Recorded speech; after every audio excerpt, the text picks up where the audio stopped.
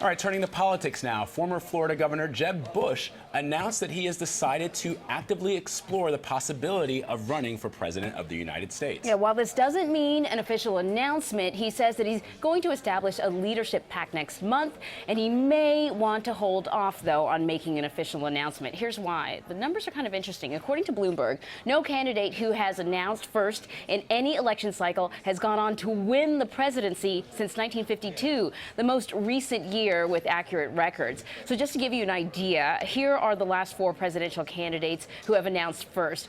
In 2012, Fred Karger. Who? Right, exactly. March 23rd, 2011, that's when he did it. Former Senator Mike Gravel, April 17th, 2006. Al Sharpton, January 5th, 2003. And in 2000, former Senator Bob Smith. We've got, Bob Smith on February 18th. Yes. Well, now we're being joined by CBS News Director of Elections, Anthony Salvanto, to talk about this. So what's the strategy behind doing this at this time? Yeah. It's just about making money or generating money? Oh, well, it could be, in part, yeah. I mean, one thing that is different is that most elections, most cycles, there is a presumptive front runner.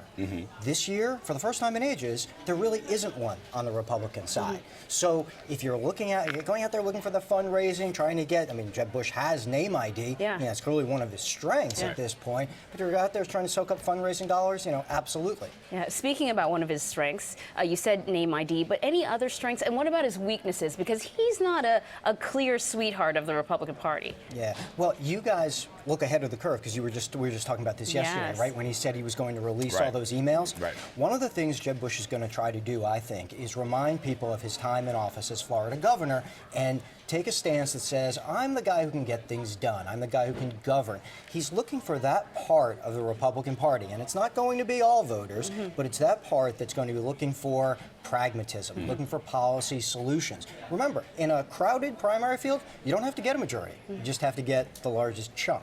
Right, and we're seeing a graphic now that his advantages really are fundraising. He's got that name recognition going back to 1976, the Bush name, when his father first ran for president against Ronald Reagan, and executive experience.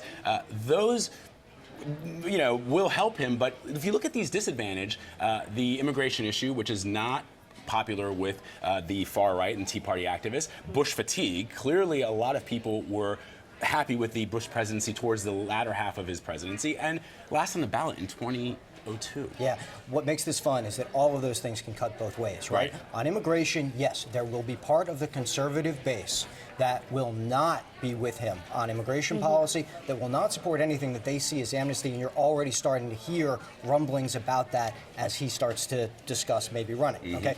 But there will also be a segment that says the GOP needs to make inroads with Hispanic voters and needs to do something about immigration policy. And that's where he'll go. Again, not going after everybody and probably not going after the most conservative block, but going after that segment. On name ID, the counter to having that initial advantage, that initial edge in the polls because people are responding to a name that they know is going to be that it's a quick shortcut for anybody who wants to remind voters of, oh yeah, now you have to compare yourself to the last two Bush presidencies. How are you different? How are you the same? And those are questions he has to answer. That's the flip side of having that quick name ID. Yesterday you talked a little bit about the fact that he's not a Washington insider, and that could sort of help him a little bit. But he is an insider in other ways, in terms of his sort of business connections.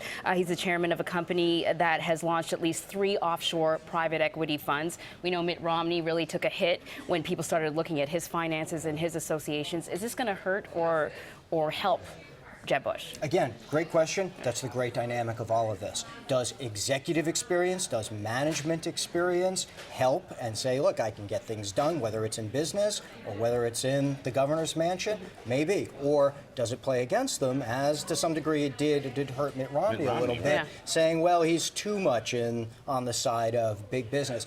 That's a breakdown. And what you're seeing right now from a pollster's perspective is these are the breaks that these candidates are going to have to to navigate. These are the ways it can fall one way or the other. These are the questions that will decide it. It's too early to game out and say this will happen, but these are exactly the kind of splits that define the coming year.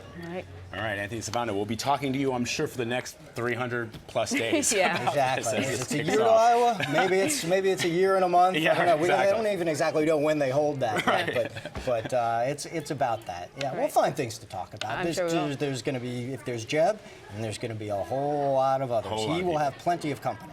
Thank you very Great, much, thank you. Anthony. All Thank right. you.